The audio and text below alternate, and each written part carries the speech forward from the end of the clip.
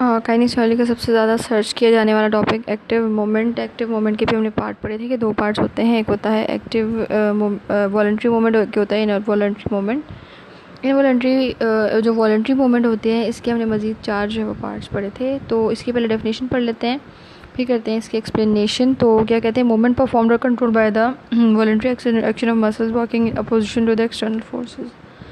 तो आपकी एक्टिव या वॉलंटरी मूवमेंट वो होती है जो आप ख़ुद परफॉर्म करते हैं, जो आपके कंट्रोल में होती है।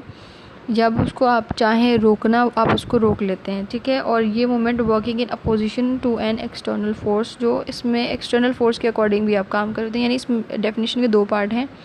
एक तो मूवमेंट इज़ परफॉर्म्ड और कंट्रोल्ड बाय वॉलंटरी एक्शन, दूसरा ये कि इसी मूवमेंट में आप जो है किसी एक्सटर्नल फोर्स की भी जो है वो अपोजिशन कर रहे होते हैं। अब वो एक्सटर्नल फोर्स कौन सी है और क्या है वो हम इसकी क्लासिफिकेशन से जो है वो क्लियर करते हैं। तो आपने पहले क्या करना है, इन क्लासिफिकेशंस को मार्क करना है। जैसे हमने इसका शॉर्ट नेम पढ़ा था कि ये आफर है, AFAR assisted, A for assisted exercise, F for free exercise, और A for assisted resisted and R for resisted exercise. तो आपने असिस्टेड एक्सरसाइज के आगे लगाना है नंबर 1, फ्री एक्सरसाइज के आगे लगाना है नंबर 2, असिस्टेड रेजिस्टेड के आगे लगाना है नंबर 3, और रेजिस्टेड एक्सरसाइज के आगे लगाना है नंबर 4। जैसा कि हमने पढ़ा था कि हमारे पास 5 ग्रेड होते हैं ऑक्सफोर्ड के, और उसके अकॉर्डिंग जो है वो हम मसल्स की जो है वो टेस्टिंग करते हैं। तो यहाँ पे फ्री एक्सरसाइज के बारे में क्या कह रहा है कि ये मसल्स जो है वो सिर्फ सेंटर ऑफ जो ग्रेविटी है ना उसके अपोज काम कर सकते हैं। उसके अलावा जो है वो कोई किसी किस्म की रेजिस्टेंस के ख़िलाफ़ जो है वो काम नहीं कर सकते। तो इसमें मैंने आपके जो है वो असिस्टेड एक्सरसाइज के आगे मैंने आपको कहा था कि नंबर 1 लगाओ। इसका मकसद ये है कि फॉर इंस्टेंस हमने जब ग्रेड पढ़े थे तो हमने एक मसल एक पेशेंट है, उसको मैंने कहा कि आप ऐसा करें, अपने हाथ को जो है वो नीचे लेकर जाओ, ठीक है, या फिर अपना पाम ओपन कर लो, अपने नी को फ्लेक्स कर दो और जो है अपना हाथ उसको खोलो, मतलब फ्लेक्स कर लो अपने आर्म को। उसने इजीली फ्लेक्स कर लिया। अब जो पेशेंट है उसको मैं कह रही हूँ उसको वापस अपने शोल्डर तक लेकर आओ, तो उससे वो काम नहीं हो रहा, ठीक है। उसके मसल्स अभी वीक हैं। वो ग्रेड 3 में कर तो रहा है वो अपनी पूरी मूवमेंट, पर वो थोड़ा सा वीक है। वो अपना जो हाथ है वो पूरे सही तरीके से ऊपर नहीं ला पा रहा ना, उससे नहीं हो रहा, मसल्स अब बिट वीक, ठीक है ना। ये I think that's about grade 2, ठीक है। ये ग्रेड 2 लगा लें आप, ये ग्रेड 2 है। इसमें ग्रेड 3 में तो फ्री एक्सरसाइज होगी, ग्रेड 2 है ये आपका। तो वो पूरी कोशिश कर रहे हैं मसल को ऊपर लेकर आने की, but it is not happening properly. तो 60% या 70% स्ट्रेंथ जो है वो पेशेंट की लग रही है।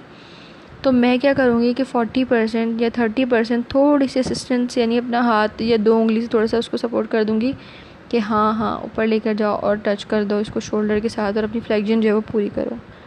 तो आप बोलेंगे कि भाई मैंने जब असिस्टेंस दे दी तो ये वॉलंटरी या एक्टिव मूवमेंट कैसे हुई, तो पैसिव होनी चाहिए। तो पैसिव मूवमेंट में 100% जो है वो आपकी फ़ोर्स लग रही होती है। असिस्टेड एक्सरसाइज में 60, 70, 50, 80% जो है वो आपकी पेशेंट की फ़ोर्स लग रही होती है। यानी मैक्सिमम जो पार्ट होता है ना फोर्स का वो आपके पेशेंट का होता है। 20-30% जो है आप असिस्ट कर रहे होते हैं, ठीक है। तो इसमें क्या आपके पेशेंट की मूवमेंट में आपने हेल्प कर दिया, असिस्ट कर दिया थोड़ा सा 20-30%, ताकि उसकी जो मसल है उसकी स्ट्रेंथ बढ़ सके। और फिर ये एक्सरसाइज आप बार बार करवाते हैं उसको असिस्ट करके। जब आपने असिस्टेड एक्सरसाइज करवा दी सही तरीके से, तो क्या होता है कि आपका पेशेंट का जो ग्रेड है वो बढ़ जाता है, वो 2 से ग्रेड 3 में चला जाता है। यानी वो ग्रेविटी के अगेंस्ट भी काम करना शुरू कर देता है। जैसे आपने बोला उसको वैसे वो आपको मूवमेंट करके दिखाएगा। इसको हम कहते हैं फ्री एक्सरसाइज। मसल्स जो है वो बगैर किसी एक्सटर्नल हेल्प के, बगैर किसी एक्सटर्नल फोर्स के जो है वो खुद से काम कर लेते हैं अगेंस्ट ग्रेविटी। इसको हम कहते हैं फ्री एक्सरसाइज। मैंने 3 लगवाया था नंबर आपसे असिस्टेड रेजिस्टेड पे, वो इसलिए लगवाया था कि जब आपने असिस्टेड एक्सरसाइज करवा के उसको फ्री एक्सरसाइज तक ले आए, मेहनत की आपने उसके ऊपर, पेशेंट के ऊपर। अब आप चाह रहे हैं कि इसके मसल्स की जो है वो स्ट्रेंथ थोड़ी बढ़ जाए ना असिस्टेड, तो आप क्या करेंगे, उसको असिस्टेड रेजिस्टेड एक्सरसाइज करवाएंगे। वो कैसे, कि आप बोलेंगे कि आप पहले नॉर्मल मूवमेंट नहीं कर पा रहे थे, अब आप वो कर रहे हैं। पहले आप जो है वो जो मूवमेंट है वो पूरी नहीं हो रही थी, रेंज पूरी नहीं हो रही थी, अब आप वो कर पा रहे हैं। तो अब हम चाहेंगे कि आप यही रेंज, यही मूवमेंट थोड़े से वेट या रेजिस्टेंस के साथ करें। ये रेजिस्टेंस आप खुद भी दे सकते हैं। यानी फ्लेक्जन का आपने उसको बोला कि अपने आर्म की फ्लेक्जन करो, और लेके आपने उसकी रिस्ट के ऊपर थोड़ी सी रेजिस्टेंस दे दी, मॉडरेट किस्म की, बिल्कुल थोड़ी सी, या आपने उसके हाथ में कोई वेट दे दिया और उसको बोला कि अब करो फ्लेक्जन। तो वेट क्या करेगा, या आपने जो रिस्ट को रोका हुआ है वो क्या करेगा, उसको रेजिस्ट करेगा उस मूवमेंट को करने से जो बेचारा बगैर वेट के ईजिली कर पा रहा था।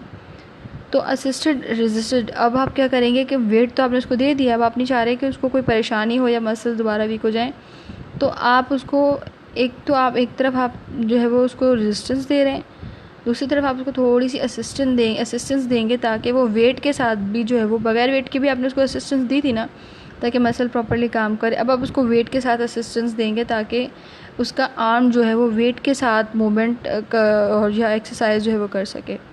अब आपने उसको असिस्टेड रेजिस्टेंस एक्सरसाइज करवाई वेट के साथ और रेजिस्टेंस के साथ, उससे जो है वो एक्सरसाइज आपने करवाई। अब ये ग्रेड 4 से मतलब हल्की सी मॉडरेट रेजिस्टेंस के साथ अगर आपका पेशेंट रेंज पूरी कर ले तो वो ग्रेड 4 होता है।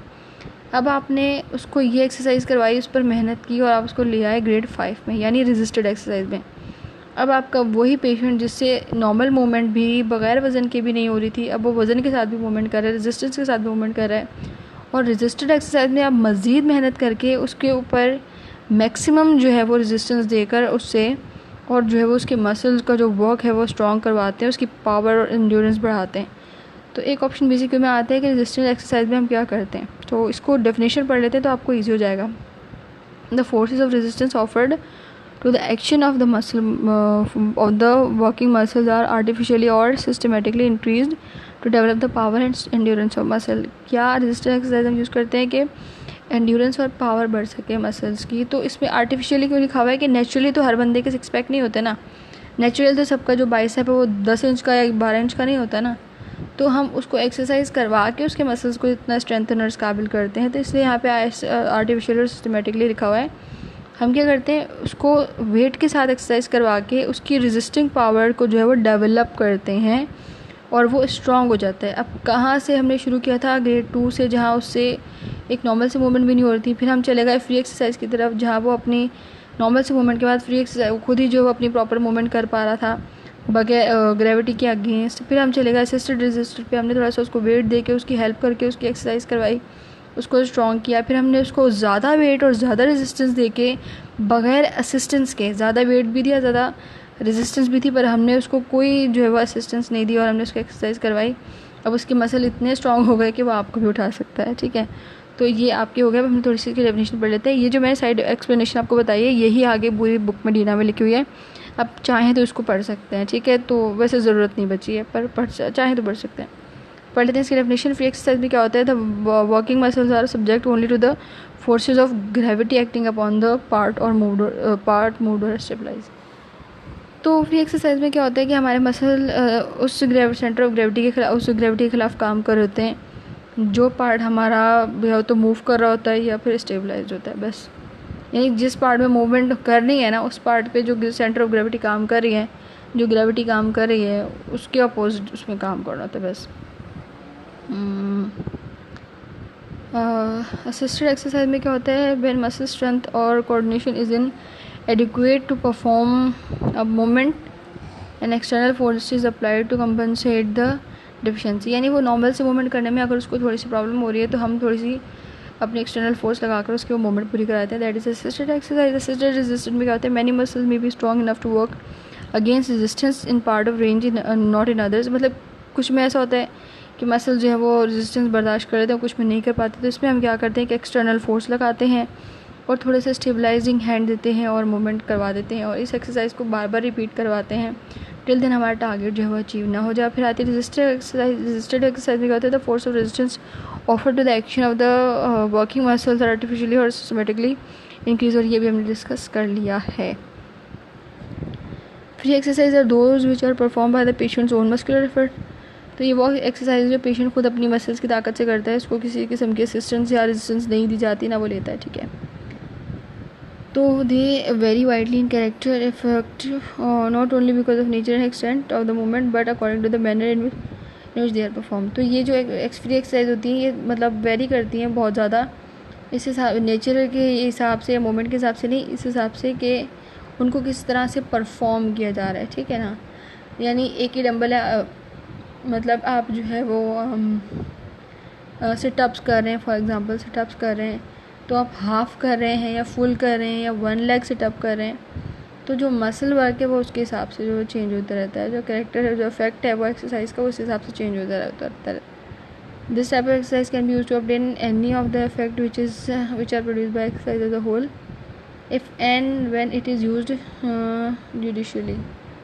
ठीक है, इस किस्म की एक्सरसाइज से हम कोई भी इफ़ेक्ट हासिल कर सकते हैं जो किसी दूसरी एक्सरसाइज से भी हासिल होता है. मतलब कि जो काम आप डंबल से करते हैं वही काम आप जो है वो पुशअप से भी वही स्ट्रेंथ जो है वो हासिल कर सकते हैं. तो it simply depends upon you. तो वहाँ पे बगैर किसी वेट के कर रहे होते हैं और यहाँ पे आप अपनी ही बॉडी के थ्रू कर रहे होते हैं. बट पुशअप की एग्जांपल यहाँ फिट नहीं होगी वैसे. ओके, हो भी सकती है क्योंकि इसमें उसने कहा था कि वो जो बॉडी पार्ट जहाँ पे काम हो रहा है उसको स्टेबलाइज करने के लिए उसी में जो ग्रेविटी काम करे उसके अगेंस्ट ये काम करता है. तो ये आप पुशअप फिर अकॉर्डिंग टू डीना फिर पुशअप को जो है कंसिडर हम कर सकते हैं. तो इसमें बेसिक चीज़ क्या है,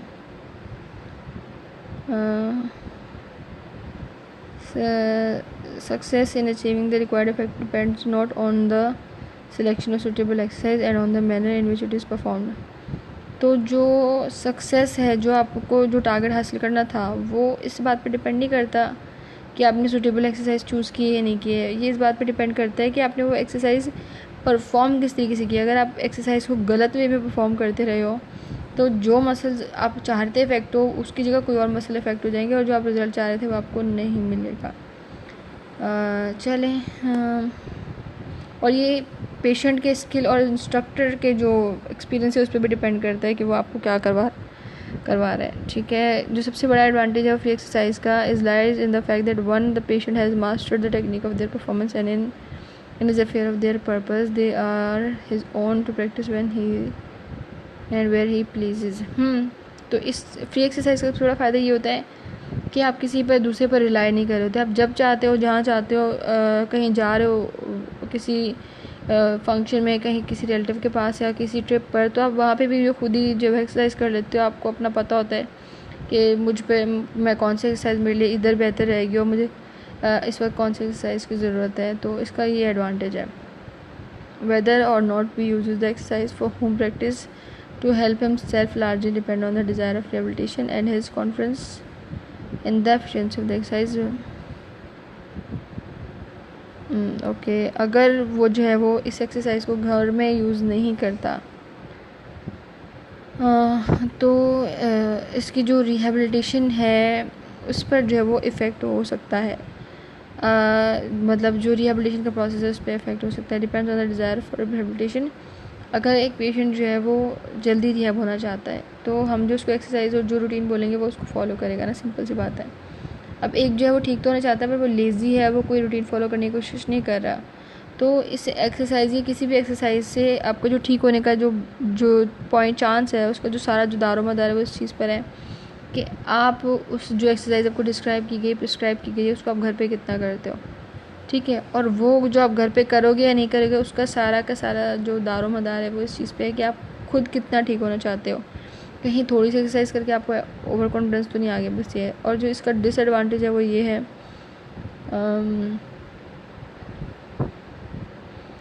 ये आपकी जो मसल्स की जो डिमांड है ना प्रॉपर जितनी, ये फ्री एक्सरसाइज उसको पूरा नहीं कर पाती. ठीक है, तो आपके जो पेशेंट का जो न्यूरोमस्कुलर सिस्टम है उसका मैक्सिमल रिस्पांस अगर आप हासिल करना चाहते हो, उसको रीडेवलप करना चाहते हो, वीक मसल्स को स्ट्रॉन्ग करना चाहते हो, तो आपको कुछ ऐसा करना पड़ेगा कि भाई अगर ग्रेविटी के साथ तो मसल काम कर रहे हैं ना, लेकिन वो थोड़ी सी एंटी ग्रेविटी मूवमेंट्स भी करें, वो थोड़ी सी रेजिस्टेंस के साथ मूवमेंट करें. तो इसका नुकसान सिर्फ ये है कि आपका पेशेंट नॉर्मल मूवमेंट कर लेता है लेकिन आपकी जो न्यूरोमस्कुलर सिस्टम है उसका मैक्सिमल रिस्पॉन्स जो है आपको नहीं मिल पाता. और rapid redevelopment and reinforcement of week muscles.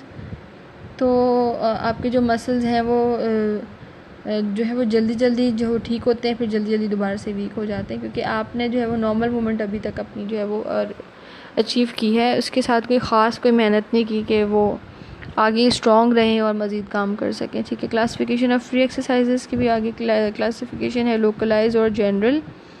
Localise में क्या होता है, are designed primarily to produce some local and specific effect, for example to mobilise particular joint or to strengthen particular muscle of group. Mobilise movement is localise to one or more joint. तो localised में क्या होता है exercise में कि ये मतलब अगर आपको स्पेसिफिक जॉइंट है कि भाई मुझे अपने एल्बो जॉइंट को जो है वो मोबिलाइज़ करवाना है, मुझे ऐसी फिर एक्सरसाइज बताएं कि मेरा जो एल्बो जॉइंट है वो उसके जो मसल हैं वो स्ट्रेंथन हो जाएं और मेरा जो एल्बो जॉइंट है वो स्ट्रेंथन हो जाए और जो इसके जो मसल ग्रुप हैं वो अच्छी तरीके से काम करें, बस मुझे ये चाहिए। तो फिर मुझे पूरी बॉडी की एक्सरसाइज करने की ज़रूरत नहीं है, मैं कुर्सी पर बैठ के आराम से अपने एल्बो जॉइंट की एक्सरसाइज करूँगी, ठीक है। तो ये एक एरिया की एक्सरसाइज है और एरिया का जो वर्ड है हम लोकल यूज़ करते हैं एरिया के लिए ना वर्ड। तो एक स्पेसिफिक एरिया की एक्सरसाइज आप करवा रहे हो तो उसको हम कहते हैं लोकलाइज्ड एक्सरसाइज। और जनरल एक्सरसाइज क्या होती है कि यूजुअली इन्वॉल्व्स मैनी जॉइंट्स, वहाँ पे एक जॉइंट हो रहा था एक टाइम में और यहाँ पे बहुत सारे जॉइंट और बहुत सारे मसल या फिर पूरी बॉडी ही जो है वो यूज़ हो रही होती है। फॉर एग्जांपल रनिंग, जब आप भाग रहे होते हो तो उसमें आपकी पूरी बॉडी के मसल यूज़ हो रहे होते हैं। जबकि मैंने आपको कहा कि अगर मुझे अपना एल्बो जॉइंट को लोकलाइज करवाना है तो मैं कुर्सी में बैठकर आराम से अपने एल्बो जॉइंट की जो है एक्सरसाइज करती रहूँगी, मूवमेंट करती रहूँगी, ठीक है। The character of particular exercise में भी सब्जेक्टिव और ऑब्जेक्टिव। अब जो जनरल एक्सरसाइज है इसके भी दो कैरेक्टर हैं, एक सब्जेक्टिव एक ऑब्जेक्टिव। अब पहला क्या है, exercise which are subjective are usually formal and consist of more or less anatomical movements. ये बात थोड़ी ध्यान देने की है, ये बेसिक भी मैंने देखा है। तो एक्सरसाइज विच आर सब्जेक्टिव और आर यूजुअली फॉर्मल, वो एक्सरसाइज जो सब्जेक्टिव होती हैं वो जो अक्सर फॉर्मल होती हैं और इसके अंदर ज़्यादातर जो है एनाटॉमिकल मूवमेंट्स परफॉर्म की जाती हैं पूरी रेंज के अंदर, यानी आप हाफ या मिड रेंज पर नहीं जा सकते। सब्जेक्टिव एक्सरसाइज के अंदर जो है इसके अंदर एनाटॉमिकल मूवमेंट्स होती हैं और पूरी रेंज कंप्लीट की जा रही होती है। उस पर पेशेंट की जो अटेंशन होती है वो इस चीज़ पे होती है कि फॉर्म और पैटर्न क्या है एक्सरसाइज का और जो परफॉर्मेंस है उसके अंदर एक्यूरेसी हो, यानी ज़रा सा भी 19-20 का फ़र्क ना हो पेशेंट की जो परफॉर्मेंस है उसमें। जबकि ऑब्जेक्टिव एक्सरसाइज में क्या होता है कि इसमें एक एम होता है पेशेंट का, वो चले वो एंड की बात है उसको भी नहीं करते हैं। और those during which performance of patient attention is concern on the achievement of particular aim which will result for his efforts, ठीक है ना। वो जो एंड वाली बात थी वो शुरू में आ गई। ऑब्जेक्टिव एक्सरसाइज में क्या होता है कि इस एक्सरसाइज में पेशेंट के जो उधर क्या ध्यान था पेशेंट का कि जो एक्सरसाइज है वो एक्यूरेट हो और 19-20 का फ़र्क भी जो है वो ना आए, ठीक है। यहाँ पर ये क्या कह रहा है ऑब्जेक्टिव एक्सरसाइज में कि जो पेशेंट का जो एक ऑब्जेक्टिव सेट होता है, एक गोल सेट होता है कि मैंने ये काम जिस दिन कर लिया उस दिन मेरा एक्सरसाइज का मकसद जो है वो पूरा हो जाएगा। जैसे स्टैंडिंग, आर्म आर्चिंग अपवर्ड और to touch the mark on the wall. इसमें हम कहते हैं कि ऐसे करो, ये जो वॉल पे जो मार्क है इसको टच करो, बॉल को थ्रो करो। तो इसमें हम ऐसे एक्सरसाइज करवाते हैं, इसमें हम उसको एक गोल देते हैं जो उसको पूरा करना होता है। जबकि यहाँ पे जो है एक पैटर्न होता है एक्सरसाइज का और बार बार हम जो है उसको फॉलो कर रहे होते हैं। Techniques of free exercise, free exercise की टेक्निक्स। एक जो है पहले तो क्या चीज़ होती है कि हम एक स्टार्टिंग पोजीशन सेलेक्ट करते हैं और उसको the starting position is selected and toed with care to ensure the maximal postural efficiency as the basis of movement. जो एक्सरसाइज मैंने फ्री एक्सरसाइज करवानी है उसके हिसाब से कौन सी जो है वो स्टार्टिंग पोजीशन बेहतर रहेगी हम वो सिलेक्ट करते हैं। और यही बात जो है वो कि जो पोस्चर हमने सेलेक्ट किया है, जो स्टार्टिंग पोजीशन में सेलेक्ट किया है वो बिल्कुल वैसे ही उसने जो अटेन किया हुआ उस पोस्चर को, इस चीज़ के बारे में प्रॉपर्ली गाइड करते हैं अपने पेशेंट को। दूसरी चीज़ इंस्ट्रक्शन देते हैं which will gain the interest and cooperation of the patient and lead him to understand both the pattern and the purpose of exercise, ठीक है। हम इंस्ट्रक्शंस देते हैं पेशेंट को और इंस्ट्रक्शन कुछ इस अंदाज में देते हैं कि पेशेंट का इंटरेस्ट हो उस एक्सरसाइज को करने में, वो हमारे साथ कोऑपरेट करे। इसकी मज़ीद डिटेल चैप्टर 22 में है जो हम इंशाल्लाह ज़रूर पढ़ेंगे। इंस्ट्रक्टिंग द पेशेंट में the speed at which the exercise is done depends on the effect required. तो हमने स्पीड किस स्पीड से जो एक्सरसाइज करवानी है ये इस चीज़ पे डिपेंड करता है कि हमें रिज़ल्ट कैसा चाहिए। जब पेशेंट सीख रहा होता है ना, स्टार्टिंग होती है तो वो बहुत स्लो करता है। जब वो सीख जाते हैं तो एक रिदम बन जाती है, वो फिर जो है वो स्पीड से करने लगता है। और समटाइम्स पेशेंट आके खुद ही पूछते हैं कि मैम ये वाली करनी है, इसको ऐसे कर लें ऐसे कर लें, फिर आपसे सुपरवाइज़ करते हैं उसको कर्व खुद लेते हैं और आप जो है वो साथ में उसके खड़े होकर उसको सिर्फ इनकरेज करते हैं। चौथी चीज़ क्या है, the duration of exercise depend very largely on the patients capacity. तो पेशेंट कब तक एक्सरसाइज कर सकता है, 1 घंटा 2 घंटे, आप तो बोलेंगे 20 सेट लगा लो, 10 लगा लो, 30, लेकिन पेशेंट की खुद की कितनी जो है वो स्ट्रेंथ है, कैपेसिटी है, वो कितने काम कर सकता है। तो जो एक्सरसाइज का जो टाइम है वो डिपेंड करता है पेशेंट की कैपेसिटी पे। अब effect in use of free exercise, the effect and consequence uses of any particular free exercise depend on the nature of the exercise. And exercise का नेचर कैसा है इस चीज़ पर डिपेंड करता है कि एक्सरसाइज का फ़ायदा होगा क्या होगा और नुकसान क्या होगा। कहाँ गया,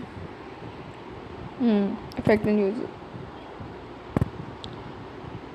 जो रिज़ल्ट आएगा उसका, एक्सरसाइज के जो इफ़ेक्ट्स आएंगे वो इस चीज़ पर डिपेंड करते हैं कि वो कितने दिनों से एक्सरसाइज कर रहे हैं, ड्यूरेशन कितनी लंबी है। जैसे कि 2 से 3 दिन में लोग अपने 6 पैक्स चेक करना शुरू कर देते हैं कि 2 दिन हो गए एक्सरसाइज करते हुए, कुछ हुआ क्या। तो जितना ज़्यादा टाइम देंगे एक्सरसाइज को उतने ही अच्छे रिज़ल्ट मिलेंगे आपको। अच्छा, मुझे पता है ये वो एक्सरसाइज नहीं है जो मैंने भी 6 पैक की बात की, बट फॉर इंस्टेंस आपको थोड़ी सी समझ में आ जाएगी कि मैं ये क्यों कह रही हूँ ड्यूरेशन, आपको जो है थोड़ा सा आइडिया हो जाएगा, तो इसलिए मैंने कहा। और डिपेंड करता है कि एक्सरसाइज का नेचर क्या है, लोकलाइज्ड है या जनरलाइज्ड है, आप उसको प्रेशर कितना दे रहे हैं, इंटेंसिटी क्या है, ये सब डिपेंड करता है, ठीक है। और दूसरी बात कि पेशेंट कितना कोऑपरेट कर रहा है, तो जितना वो कोऑपरेट करेगा पेशेंट और जितनी ज़्यादा और जो एक्सरसाइज होगी, इस पर डिपेंड करता है कि इफ़ेक्ट क्या आएंगे। इसका मकसद सिर्फ ये है कि अगर पेशेंट कोऑपरेटिव है और ड्यूरेशन भी एक्सरसाइज की लंबी है, काफ़ी टाइम से कर रहा है, तो रिज़ल्ट बहुत अच्छे आएंगे। और पेशेंट सुस्त है, बात नहीं मानता, छुट्टी बहुत करता है, टाइम से आते नहीं है, जो कहा गया वैसा नहीं करते, तो रिज़ल्ट हैं वो अच्छे नहीं मिलेंगे, स्लो मिलेंगे, सिंपल। अब बात करते हैं रिलैक्सेशन की। Relaxation is a different topic, but what if we cover it in it, तो हमारे लिए ईजी हो जाएगा कि हम आगे के ज़्यादा वीडियोज़ फिर आपको देखने नहीं पड़ेंगे ना, तो ईजी हो जाएगा। रिलैक्सेशन क्या होता है, rhythmical swinging movements and those which are pendular in character, assist the relaxation of hypertonic muscle in the region of the joint moved। Relaxation क्या होती है, rhythmical swinging movements and those which are pendular in character, जो character में pendular होती हैं। जो आपके hypertonic muscles जो होते हैं, जिनका टोन बढ़ गया होता है मसल्स का जॉइंट मूवमेंट की वजह से, वहाँ पर जो है वो आपको हम रिदमिकल स्विंगिंग मूवमेंट्स होती हैं, ठीक है। The alternating and reciprocal contraction and relaxation of opposing muscle groups which is required to sustain the movement helps to restore the normal state of relaxation which follows the contraction. यानी कि आपके muscle की movement के 2 part होते हैं, एक contraction, दूसरा relaxation. तो कॉन्ट्रैक्शन का ऑपोजिट होता है रिलैक्सेशन और रिलैक्सेशन का ऑपोजिट होता है कॉन्ट्रैक्शन। रिलैक्सेशन जो है वो कॉन्ट्रैक्शन को फॉलो करती है, जैसे ही कॉन्ट्रैक्शन जाती है रिलैक्सेशन आ जाती है। ये एक रिदमिकल मोमेंट है, एक के बाद दूसरी होती है, दोनों साथ नहीं हो सकती। एक मसल पे एक टाइम पे या तो रिलैक्सेशन हो रही होगी या फिर कॉन्ट्रैक्शन हो रही होगी। तो ये एक्सरसाइज जिसमें हम रिलैक्सेशन फिर कॉन्ट्रैक्शन फिर रिलैक्सेशन फिर कॉन्ट्रैक्शन करवा रहे होते हैं, ये हम इसलिए करवाते हैं कि मसल के ऊपर जो बेकार की जो टेंशन है, वेस्टफुल टेंशन है मसल के ऊपर से, उसको लिमिट कर दिया जाए या कम कर दिया जाए और मसल्स को नॉर्मल जो है वो जो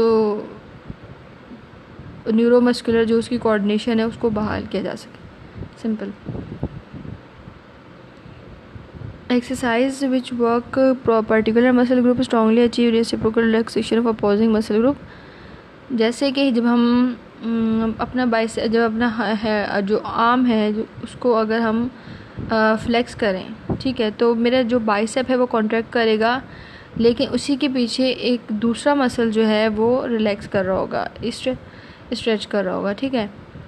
अगर तो ये ग्रुप मसल्स का एक साथ काम ना करे तो मेरी जो मूवमेंट है फ्लेक्शन की प्रॉपर्ली परफॉर्म नहीं हो सकेगी। तो ये रिदमिक मूवमेंट के कहीं पे फ्लेक्शन कहीं पे रिलैक्सेशन ये जो है वो हमारी मूवमेंट्स को, हमारे मसल्स को जो है वो सपोर्ट करती हैं, हेल्प करती हैं मूवमेंट को प्रॉपरली करने में।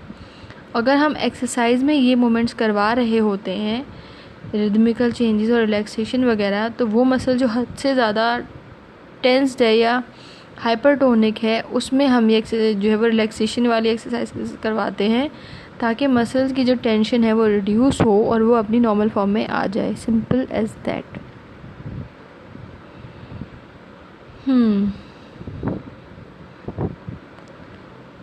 Example, okay.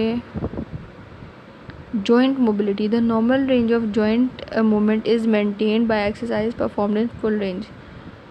आपकी जॉइंट मूवमेंट की प्रॉपर रेंज आप तब हासिल कर सकते हो जब आप अपने जॉइंट की जो है वो एक्सरसाइज करो, ठीक है। अगर आप मतलब मैं एक्सरसाइज तो करूँ मिड रेंज में ना अपने जॉइंट की, और चाहूँ कि मुझे रेंज मिल जाए कंप्लीट, तो ऐसा नहीं हो सकता।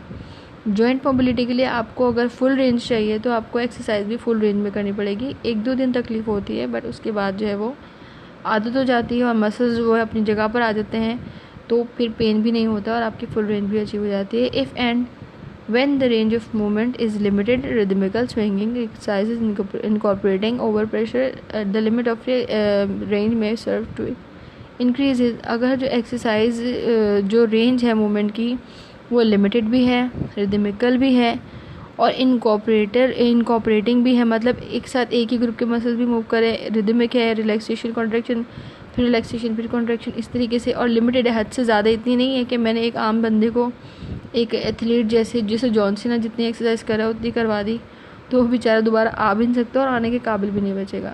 तो हमने उसकी सेहत के हिसाब से लिमिटेड रिदमिकल एक्सरसाइज करवानी है, ठीक है, ताकि वो अपनी जो रेंज है उसको बढ़ा सके थोड़ी थोड़ी करके। Muscle power and tone, the power endurance or the working muscle are maintain or increase in purpose to tension created in them. The power endurance,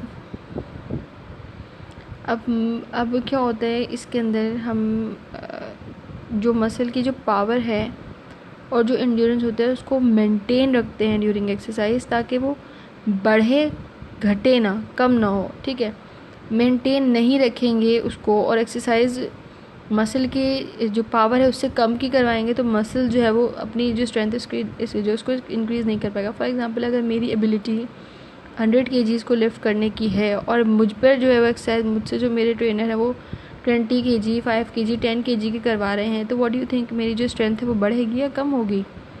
obviously कम होगी। तो जो मेरी स्ट्रेंथ है 100 kg वो भी मेंटेन रहे और मैं मज़ीद थोड़ा गेन कर जाऊँ, अपनी स्ट्रेंथ को बढ़ा लूँ, मुझे उसके लिए क्या करना होगा कि पहले मेरे जो ट्रेनर है मुझे कहेंगे 101 kg लिफ्ट करो, फिर 102, फिर 103, फिर इस तरीके से 110 kg, फिर 120 kg, और स्ट्रेंथ जो वो इंक्रीज़ होगी। पर उसके लिए जो मेरी फ़िलहाल जो अभी मेरे पास पावर जो मैंने अचीव की हुई है, चाहे वो 2 kg, 3 kg, 4 kg जितनी की भी है, उसके अंदर उसको मेंटेन भी करना है, उसके अंदर जो एंड्योरेंस है उसको भी मेंटेन रखना है, और उसके साथ साथ इतनी टेंशन क्रिएट करनी है एक्सरसाइज के थ्रू कि मसल्स जो है वो जो उसके जो टोन है और पावर है वो थोड़ी सी बढ़ जाए।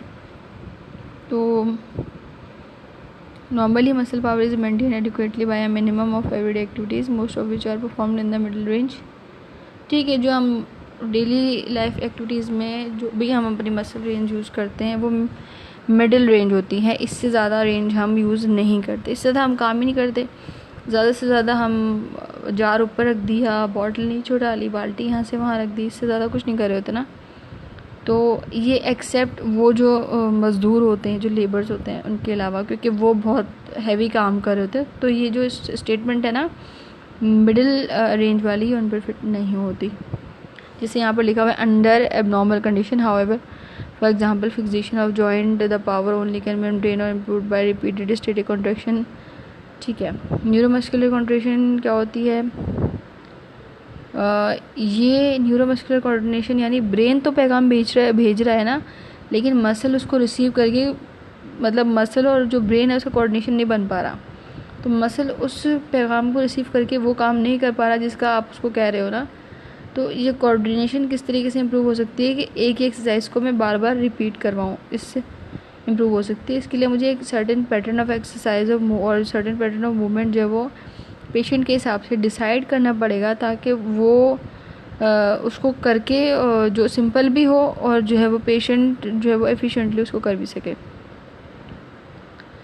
अब कोई भी एक्सरसाइज है या कोई भी एक्टिविटी है which at one time required concentration and much effort become the practice more or less automatic in character.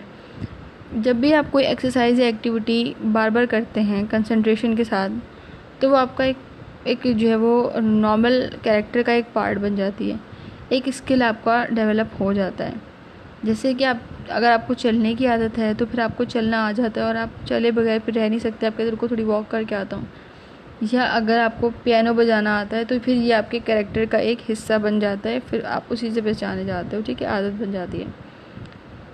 तो पियानो बजाने के लिए और वॉक करने के लिए भी आपका न्यूरोमस्कुलर कोऑर्डिनेशन होना ज़रूरी है।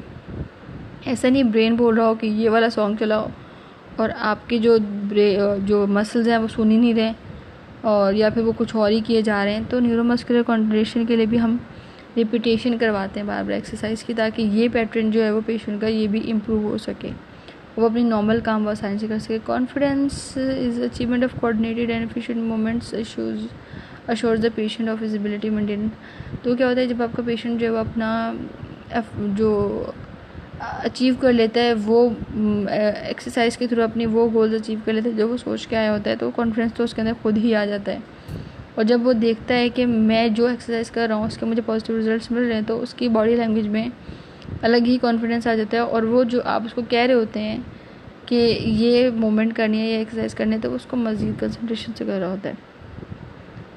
तो इसके लिए कॉन्फिडेंस बढ़ाने के लिए और सेल्फ सेटिस्फेक्शन के लिए भी हम कुछ एक्सरसाइज करवा रहे होते हैं, जैसे कि जंपिंग अ रोप और shooting the goal. Objective exercise are usually used for this purpose. Objective exercise इसीलिए यूज़ की जाती हैं।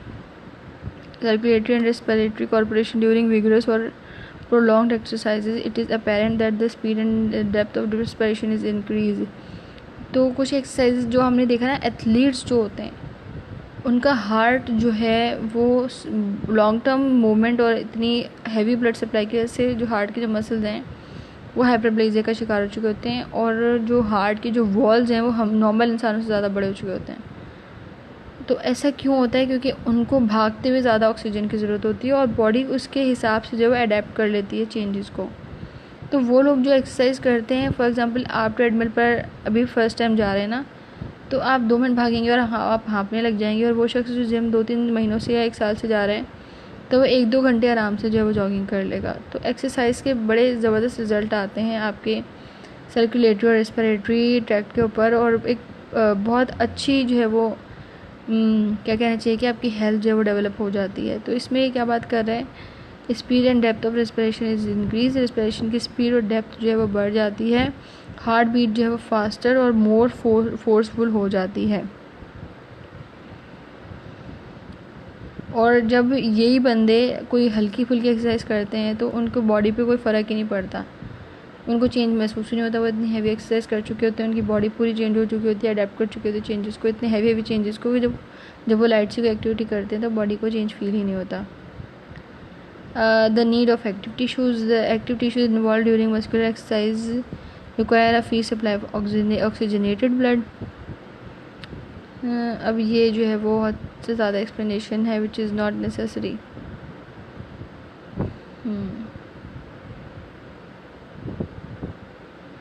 असिस्टेड एक्सरसाइज, तो इसको हम करेंगे नेक्स्ट वीडियो में, असिस्टेड एक्सरसाइज को।